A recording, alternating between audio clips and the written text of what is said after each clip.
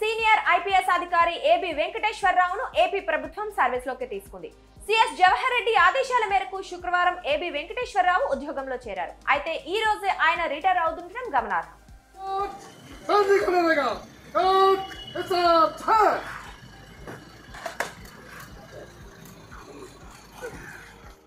ఏబీవీపై రాష్ట్ర ప్రభుత్వం విధించిన సస్పెన్షన్ ను ఇటీవల సెంట్రల్ అడ్మినిస్ట్రేటివ్ ట్రిబ్యునల్ ఎత్తివేసింది. ఇవాళ ఏబి వెంకటేశ్వరరావు పదవి విరమణ చేయనున్నారు. ఈ నేపథ్యంలో రాష్ట్ర ప్రభుత్వం ఆయన్ని సర్వీసులోకి తీసుకోవాలని ఆదేశాలు జారీ చేసింది. దీంతో విజయవాడలోని కార్యాలయంలో ఏబీవీ బాధ్యతలు స్వీకరించారు. అనంతరం మీడియాతో మాట్లాడారు.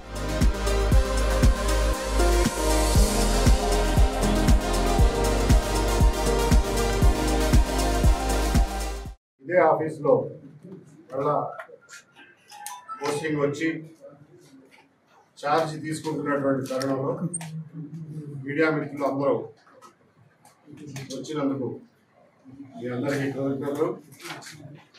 అలాగే ఇక్కడికి వచ్చి నాకు అభినందనలు తెలియజేయడానికి వచ్చిన పురజనులు, స్నేహితులు, శ్రేయోభిలాషులు అందరికీ నా కృతజ్ఞత తెలియజేస్తున్నాను.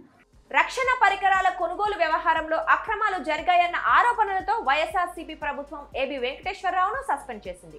డైరెక్టర్ జనరల్ ర్యాంక్ కలిగిన ఆయనకు 5 ఏళ్లుగా పోస్టింగ్ ఇవ్వకుండా సస్పెన్షన్స్ విధించింది.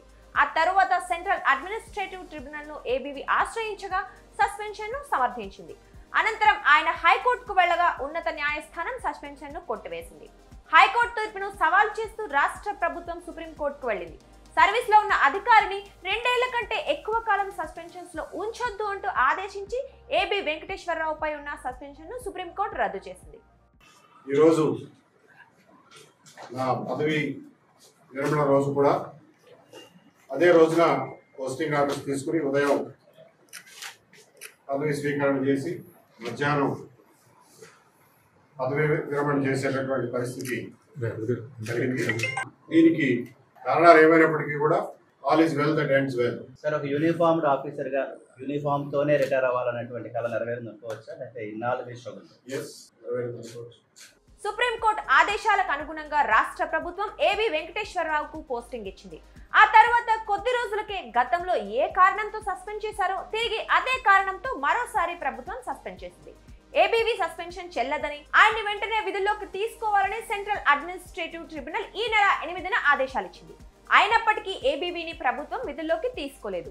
క్యాట్ ఉత్తర్వులను సవాలు చేస్తూ ప్రభుత్వం హైకోర్టును ఆశ్రయించింది. క్యాట్ ఆదేశాల నిలుపుదలను నిరాకరిస్తూ ఏపీ హైకోర్టు గురువారం ఉత్తర్వులిచ్చింది.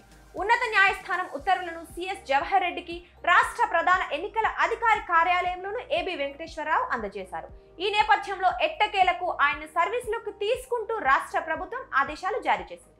పోస్టింగ్ ఆర్డర్స్ వచ్చాయి, జాయిన్ అయ్యాను, అంతవరకే పరిమితమైన ప్రస్తుతం.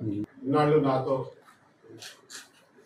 ఉండి నాకు తోడుగా ఉండి ధైర్యం చెప్పి వెన్నంటి ఉన్న మిత్రులు, శ్రేయోభిలాషులు అందరికీ నేను ఎప్పటికీ రుణపడి ఉంటాను. నా ఈ 4 సంవత్సరాల ప్రయాణంలో అన్ని ఒడిదుడుకుల్లోనే నాతో పాటు తోడుగా ఉన్నటువంటి నా కుటుంబ సభ్యులకి, మిత్రులకి, శ్రేయోభిలాషులకి, దేశ విదేశాల్లో ఉన్న శ్రేయోభిలాషులందరికీ నేను ఎల్లప్పుడూ కృతజ్ఞుడిగా ఉంటాను.